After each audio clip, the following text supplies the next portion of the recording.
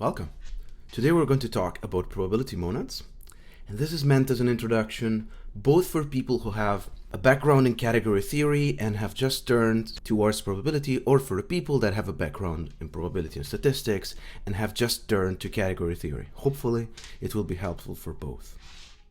Okay, let's first give a rigorous definition of a monad and immediately after motivate it more operationally. So formally, a monad consists of this functor on a category, usually denoted by T, together with a natural transformation from the identity to T, and then natural transformation from the square of the functor to T, such as these diagrams commute. Now let's give an interpretation to this because it's rather abstract. A monad, for our purposes, can be seen as a way of extending our spaces in such a way that you have extra elements, like more general elements, and more general functions, as in function with a more general output.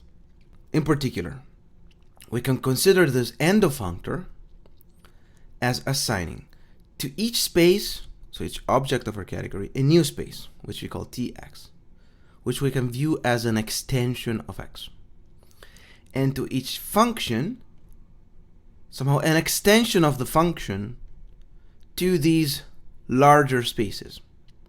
Let's maybe give an example. Let's use the power set. The power set has a natural monad structure.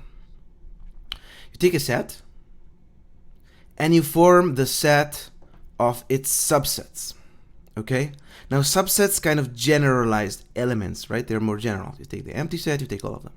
On functions, well, if you have a function from two sets, x and y, then you naturally also have a function that's induced between the respective subset. So take a subset of x. You can map it along the arrows of the function to a subset of y, taking the image. And that's how the power set will act on the functions. Now, the original set is embedded into the larger set. Somehow we want to say that this larger set extends indeed our original set, right? So there is a map from x to tx, usually some kind of embedding, but of course it depends on the case. Here it is, which we can see as including the old elements into the generalized elements. And moreover, this diagram must commute. So if you know category theory, this is naturality of this natural transformation. What does this mean? This means that TF really extend F in the sense that it agrees with F on the old element. TF applied to something that comes from eta is equal to eta applied to the result of F. Okay? On the other hand, the multiplication so now takes generalized elements. You see T, Tx, and maps them just to generalized element, like breaks one level. And again, we have naturality. So for the case of a power set, the idea is, suppose you have a subset of subsets. So you see, here we have a set that contains two subsets. Then if we have two subsets, well, we can take their union. And we go from two sets to just one single subset. That's what the multiplication will do for the power set monad case, okay? Kind of think of like flattening the array. Now, we said that monads allow for generalized elements, but also generalized functions, maybe most importantly. Here how we get it.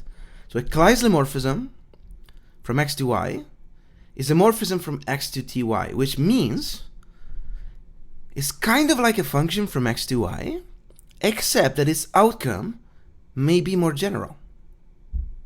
Okay? Imagine that you have a function that may have some fluctuation, maybe the result is not unique, maybe the result is not well defined, but still is something. That's often encoded by Kleisler morphisms of some monad. For the power set, for example, a function wants to each element of x one element of y. But sometimes we want to assign to one element more elements or none of them. In other words, a subset of y. That's the same thing as a relation, right? So relations are, as opposed to functions, the isomorphisms of the power set monad. You see, they generalize functions because they can have a more general outcome, not just a single element, but a set. Okay. The best thing about isomorphisms is actually how they compose, because in very many cases they recover the way you would compose these generalized functions. Now, almost automatically.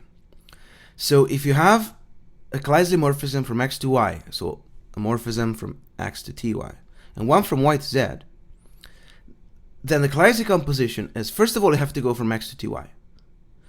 Then we apply t to h, so we go to t to z, and then we apply the multiplication to go back to tz, so we have a map from x to tz. That is a isomorphism from x to z. And let's see what this gives in the case of relations for a power set monad. So we have a map that assigns to elements of x subsets of y, possibly empty, and a map that assigns from elements of y subsets of z, again possibly empty. Now what does th do? That for each element of these sets, we look at where they're maps, right? We look at their images. So th maps this set to this set of sets into z. And now we can take mu, which is the union of these, the union, for example, within this dotted circle, to go just back to this subset of z, so element of tz, okay? And so we get from an element of x to a subset of z. Now if you think about it, this is exactly the way you would compose relations. Like, this element here is related to these three elements via y in some way. So Claise composition of relations is exactly the usual composition of relations. Okay, x is related to this point of z via y. Now, what were those monad diagrams that we saw in the beginning? Well, you can actually prove, maybe it's a good exercise if you've never done it. These diagrams are somehow consistency conditions that in particular tell you that the Claise category is going to be indeed a category. So a category whose objects are the objects of your category and whose morphisms are the Claise morphisms with the composition that we just defined. And the identity given by the unit. These diagrams are usually called left unitality, right unitality, and associativity. And you can prove that these correspond exactly to left unitality, right unitality, and associativity of this category. So if you want to do this exercise, you also have to use naturality of eta mu. Okay, try. Let's now go to probability monads. So as far as I know, the idea of using monads in probability comes from Giry in the 80s. There are some previous attempts, especially by Lovere, at somehow making probability categorical. But when Lovere wrote his note about it, monads did not exist. So the first time that this was coherently and rigorously formalized in terms of monad, as far as I'm aware, was in the 80s by Giry. Now, we've seen that monads are a way of extending our spaces to encode for like more general elements. In the case of probability, there are like random elements, or elements with some noise, or with some fluctuations, or non-deterministic in a quantitative way. The idea is that we have a base category C, whose objects we can think of as being spaces of possible states. For example, here X is the space of states of a coin, heads and tails. Okay, just these two. Now, the probability monad consists of a functor that assigns to X a new space Px that we can think of as containing random states, as in, for example, 50-50 heads and tails, or 25-75, or even 100-0. Like, that's not particularly random, but still it's a valid probability measures. Okay, usually this functor is denoted by P for probability. Now, of course, the element that have no randomness really, like this 100, 0 correspond to just the deterministic states. So there's a natural embedding that takes, for example, heads to 100% heads. So we can see x as embedded into px, or px as in extending x to encode for the real random states, a bit like before with the power set. And more interestingly, suppose that I have a coin in my pocket, like a fair coin, heads and tails, and suppose I have also this other coin in my pocket, it's kind of loaded, that has 2 heads. Okay, so I have both coins in my pockets, and now I draw one at random and I flip it. What are the odds of getting heads? 3 to 1, you've probably done it in your head already, so that's 3/4 to 1/4. What happened? Well, we had 2 probability measures, and we mixed them using another probability measure.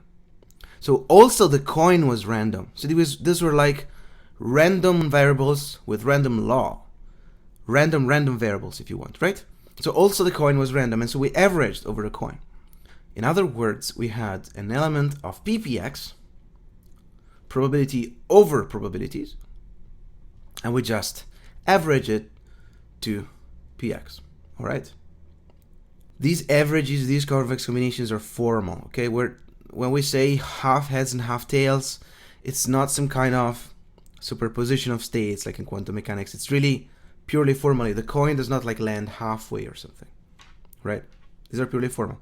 There's a difference between the formal averages, which probability measures give you, and the actual averages, all right? What are Kleisli morphisms? A Kleisli morphism, just plugging in the definition, is a morphism from x to py. What does it mean? It takes an element of x and gives you a probability measure over y. So if you want, it's a function with a random outcome, or a random function. Of course, depending then of your category and of your monad, these things are different objects, but the interpretation is always the one of functions that may have some noise, may have some fluctuation, may have some randomness, okay? And the nice thing about Kleisli morphisms, as I've said, is how they compose. So in probability, plugging in the definition, the following happens. So if you have a Kleisli morphism from here to here, and now a Kleisli morphism from y to pz, so it takes this element, gives you a probability measure over z.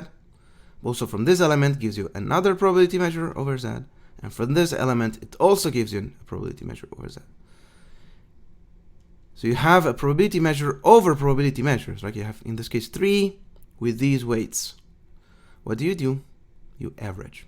Okay, you take the weighted average using these weights, and you're left with just a probability measure over z. Okay?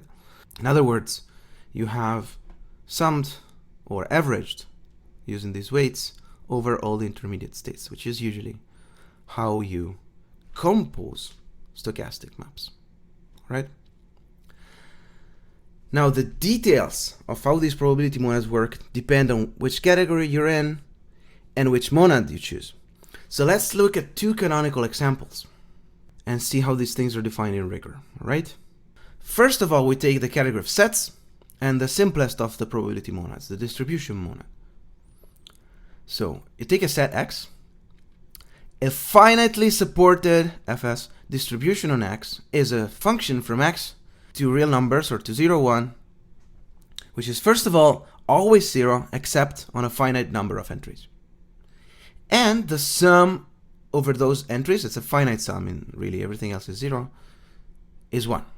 Okay? So you can think of it, if you have a set with some elements, maybe even infinite, then you can think of like a histogram, like a bar graph over your points. And over most points it will be 0, but over a finite set you're going to have some columns which sum to 1. Okay? That's a finitely supported distribution. It's like the simplest possible model for a probability measure. Of course, in this case, discrete.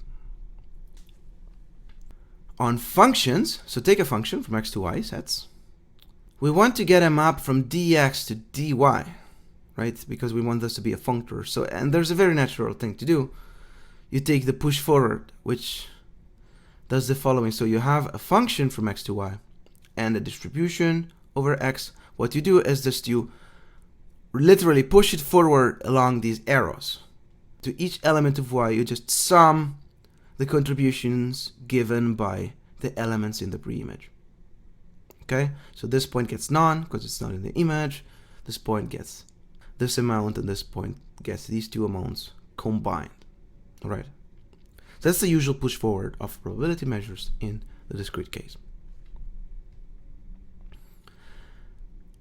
As we said, the unit encodes for those states which are not really random.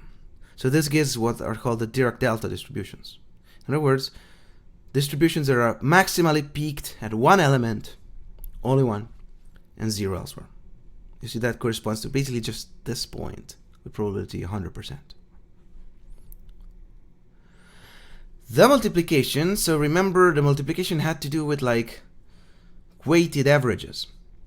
So the idea is that if you have a set and you have, let's say, a probability measure on it, another probability measure on it, and another probability measure on it that come with some weights given by a probability measure on probability measures, then E takes the average. Okay, weighted average, usually with weights given by this psi. Alright, so let's see now the Kleisli morphisms. So let's just plug in the definition. So Kleisli morphism from x to y is a function from x to dy. So basically it's a function from x to, well, you can carry, so from x times y to 0, 1, such that if you fix x, then as a function of y, this is a distribution, and so it's non-zero infinitely many entries of y, which may depend on x, and such that their sum over y is 1 for each x. You may think of this as a stochastic matrix. A stochastic matrix where most of the entries are 0.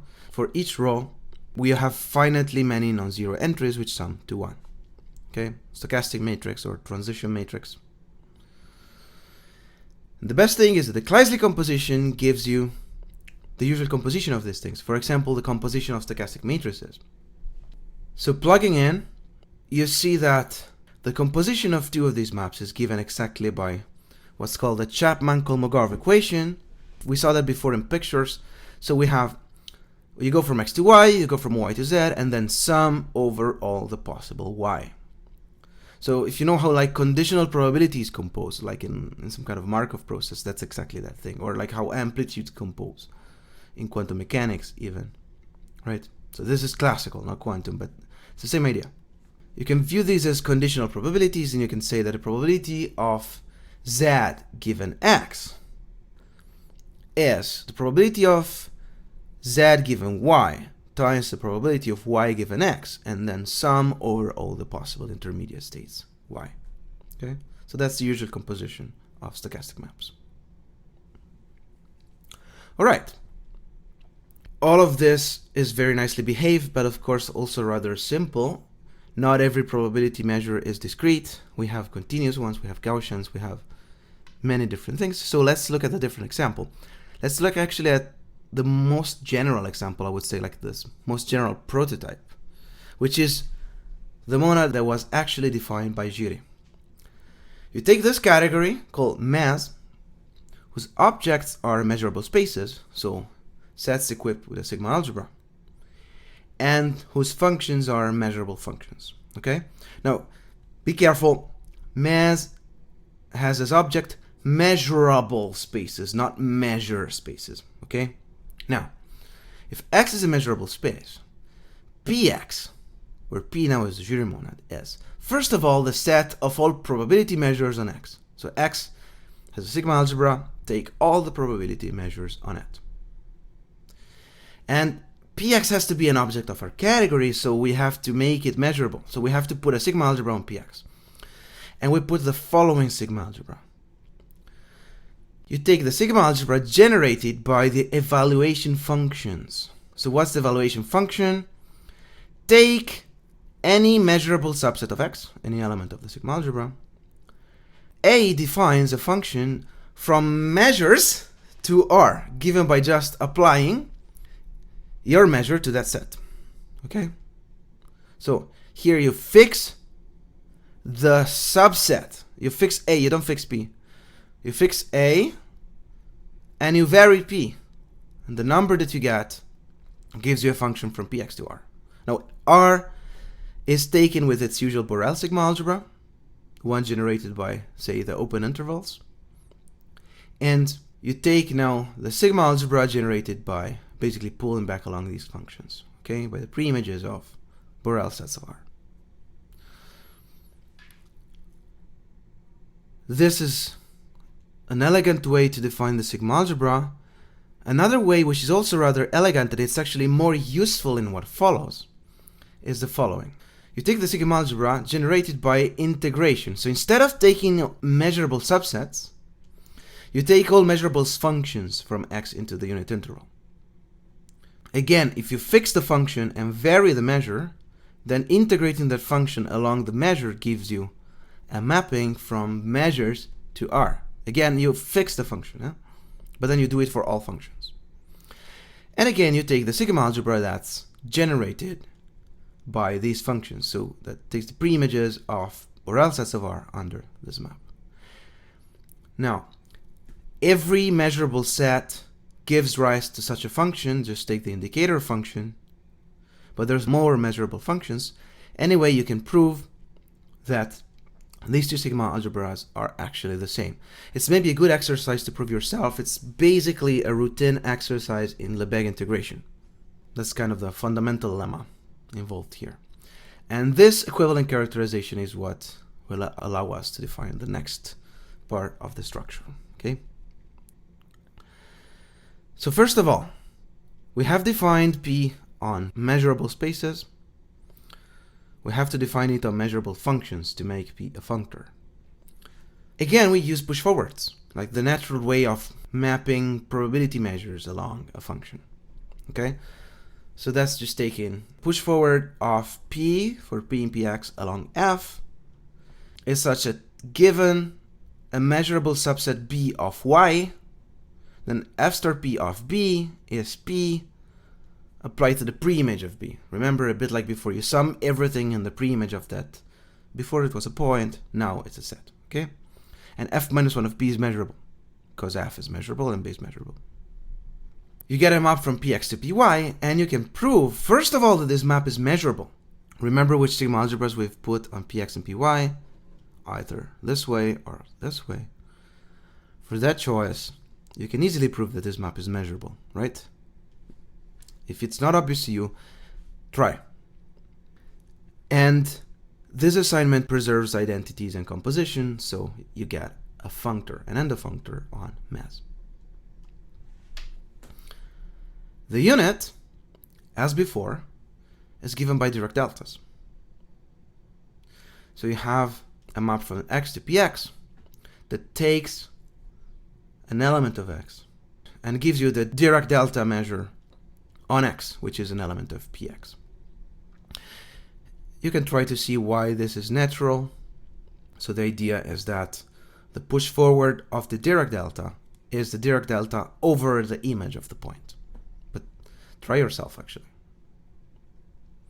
The multiplication, again, gives some kind of weighted averages, but now our distributions are allowed to be, well, non-discrete, right? Continuous and with general support. So we get an integral instead of a sum. So you have a measure on Px, so in Ppx, and its expectation is the following. You take a measurable subset of x, and to have a measure on x, you have to map it to a number. Which number you map it to? So you apply P to A for all P in Px, and you weight those using pi. Pi is a measure on Px. So on the P, so you weight all possible results that the P's would give to A, weighted by pi.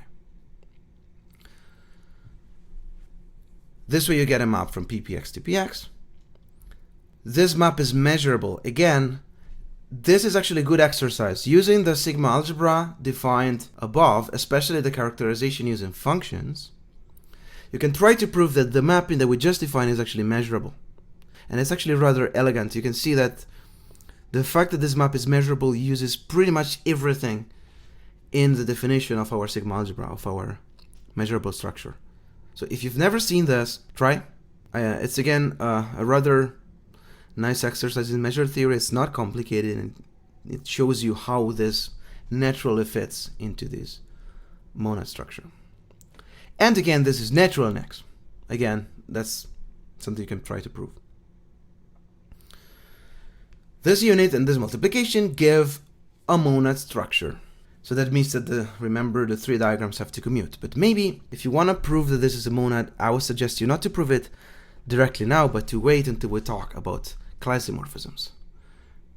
So, plugging in the definition, a class isomorphism is a measurable map from X to Py. You probably know that these are concepts that already exist in measure theory. These are Markov kernels. So this is like the same thing as a stochastic matrix or as a stochastic map, except that it's possibly like continuous or like not necessarily finitely supported. Right? You take an element of X and you get a probability measure over Y in such a way that this assignment is measurable. Okay, these are called Markov kernels. And how do they compose? So again, class decomposition captures exactly how to compose these things in probability. So we get again the Chapman-Kolmogorov equation, but now for the continuous case, so to say, where now the sum is replaced by an integral. So let's try to decipher this.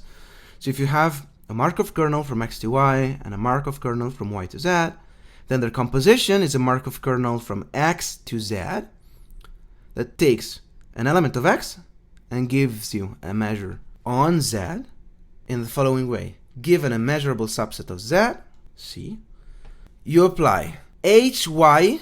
So for each Y in Y, you get a measure on Z, HY. Apply that to C, and then average over the measures on Y that you get from X using K. So this is something like the probability of Y given X, and this is like the probability of Z being in C given Y.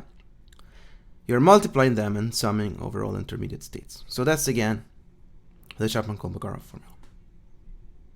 Now, here's the thing. Proving that P is a monad is the same thing as proving that Markov kernels form a category. Identities given by the Dirac deltas and composition given as we have just said. So if you want to prove that P is a monad, try to prove it in this way. Try to prove that Markov kernels form a category, so that this composition is associative and unital. You probably knew that already, right? You probably know that you can compose Markov kernels as if they were functions, that they're in some sense random functions. Now, indeed, that intuition can be made precise. You can prove that these form a category, and that automatically gives you that P is a monad. Okay. We've seen the distribution monad on sets. That's the easiest case. We've seen the Giry monad on mass. There are many others. So the thing is, depending on your purposes, you may want to work in different categories, and so you have to form different monads. The intuition between all these probability monads is pretty much always the same. They all behave in the ways that we've said, but the technical details may vary. So we've seen the distribution monad on sets, the Giry monad on mass. There's another Giry monad, a monad again due to Giry, on the category of Polish spaces. The thing is, though, Polish spaces have very nice sigma algebras, like they're called standard Borel spaces. You can do conditioning, so it's really nice to do probability theory in this setting, a lot nicer than in general measurable spaces.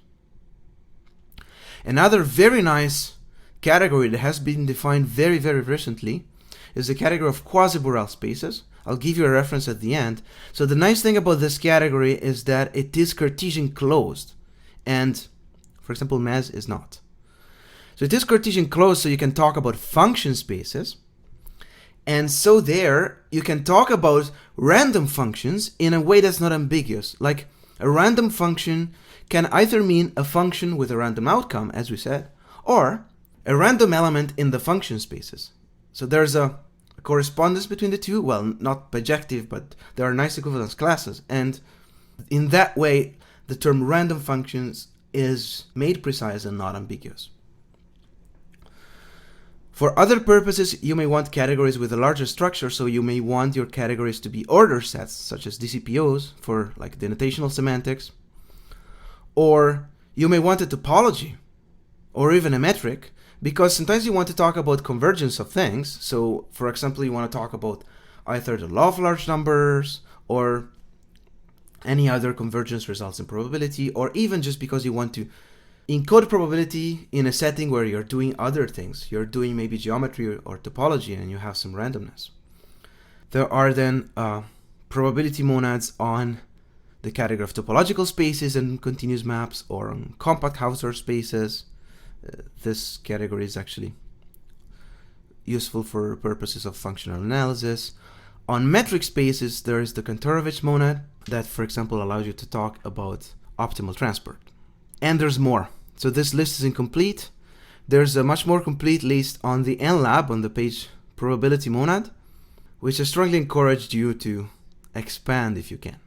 Right? We're doing our best to put on the nLab articles on categorical probability, but much more could be done, so you're welcome to study there, but please also help if you can. Okay, so these are probability monads. Now, so far, we have talked about a way of forming measures, but we want to do probability theory, not just measure theory. Probability theory is not just about measures, it's also and mostly about how different random variables interact. You can have correlation, you can have joins and marginals, you can have stochastic processes, and so on. So it's about how randomness propagates. That can be also encoded by probability monads. So for simplicity, let's work in a Cartesian monadal category. So you have Cartesian products. Okay. A Cartesian product of x and y can be seen as having all the possible states of x and of y, all possible combinations. Okay. Now you probably know that probability measure on this product space is not the same as a probability measure down here and down here, right? There's all sorts of interactions. So when it comes to probability, the whole is not really the sum of its parts. If you have marginals, for example, in this case uniform, on x and of y, then there's many possible joins here on the product space that project down to our marginals. There could be perfect correlation, there could be inverse correlation, or it could be even independence, like something that's just a product of x and y with no real interaction. Now there's many possible joins, but of course this one, the independent joins, the one given by products, of course, is the canonical choice. So how do we encode this using monads? There is this notion of monoidal functor that maps the product of the probabilities into a probability of the product. So you have P in Px and Q in Py. We want to get a measure on P of x times y, which we denote by P tensor Q, the product probability. And this gives a map from Px times Py to Px times y. And these maps are like natural in x, natural in y, and satisfy some compatibility condition that really make this behave nicely with respect to Cartesian products. Okay, so there's also a map on the units, but here it's rather trivial, so we will not focus on this. Let's focus on products. In particular, this map is compatible with the monad structures and mostly satisfies this thing, which is a form of associativity. What I mean is that if you have three measures, then you can either first multiply the first two and then the remaining measures, or first multiply the last two and then the remaining thing. The result is going to be the same. This triple product probability with x, y, and z, all three independents. So this is an associativity diagram, and that's part of what makes P a monoidal functor. So that's how you encode for product probability, and how you say that, for example, two random variables are independent. Conversely, now if you have the Cartesian product, then you can project down to its factors. And this gives you the marginals in the following way. So first of all, apply P to everything, to all this diagram. And now, by the universal property of the product, then maps into Px and into Py correspond to a unique map into Px times Py. This map is what gives you the marginals. Or if you want these maps too, right? From x times y, you get a distribution just on x. That's what's going to give you your marginals. And again, this satisfies actually a dual condition to associativity. It's sometimes called co-associativity, which tells you that if you have a triple joint, then you can either divide x from the rest forming the marginals, or a z from the rest forming the marginals. And then if you make the other division, you get just the triple of all three marginals. So forming marginals does not depend on the order. This makes P also what's called an up-monoidal functor, or sometimes up-lax monoidal functor, and that encodes for forming marginals. Now, what are these things good for? Well, the most important thing for why this monoidal structure is useful is because it can encode operations between your random variables. Let f be a function that takes two inputs, okay? Then we can form a function that takes two inputs now on the probability measures. You can have a map from px times py to pz. You cannot just apply p, right? Because p would take a joint on the nose.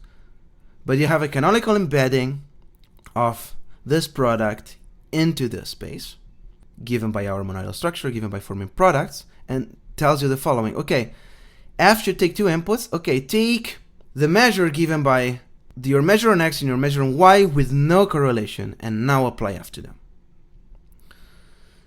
The most important example is when f is a sum.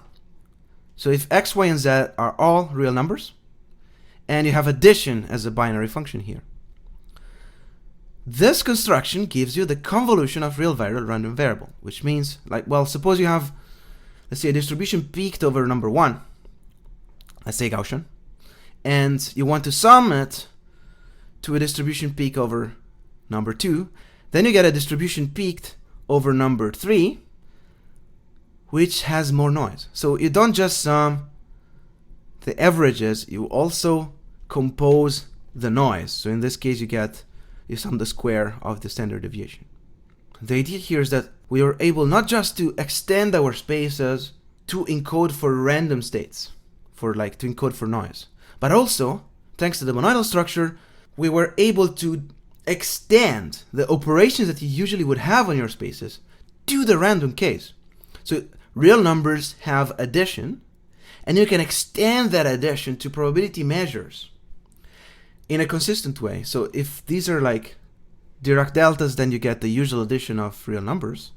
If these have noise, then the sum of these will also encode the noise part in a consistent way, okay? So what we did using monad was, we had some states which we can think of as deterministic. We added these random states, and then we tried to generalize as much as possible to the random case all the things we could do on the deterministic states. We could push them forward along a function, we could mix them, and here we can even sum them whenever we could sum the deterministic states. So here, this convolution is given by assuming that these random variables are independent. Of course, random variables are not always independent, but this is the canonical choice, okay? And that gives you the usual convolution of Gaussians. So yeah, a monoidal structure of your probability monad allows you to talk about independence, to talk about convolution, and to extend operations on your element to your random variables. Okay, I think I will stop here. I hope you have a much better idea about what probability monads are and how they can be useful. Let me give you some references. So first of all, most of this talk is based on chapter 1 of my PhD thesis, which is here. It's available at this address. It's about probability monads on metric spaces, but the first chapter is more like motivational, and that's where I got most ideas that I presented in this talk. Some other introductory material can be found on these notes on category theory. In chapter 5, there is the part of monads and gives probability monads as examples. We also put some introductory material in this article of MFPS. There's a section on probability monad with some motivations. There's the nLab article on probability monads that has some introductory material, as well as a very extensive list of all probability monads appearing. If you instead want to learn more in rigor and in detail about the mathematics of these things, I suggest you first of all to read Giry's original paper. It's very well written and explains everything, especially the measure theoretic aspects. If you want to learn more about like joins and marginals and correlations, there's this other paper on FPS that I wrote with Tobias, where we use strain diagrams to give some intuition about joins and marginals. And then there are other probability monads. So for example, there's probability monad on metric spaces. This Kantorovich monad was first defined by Van Bruegel. You can find it in this document. There is this nice category of quasi-Borel spaces, which you can find here. So remember, that's a Cartesian closed category, and the details are given in this paper, including how to construct the probability monad using the Kleisli category.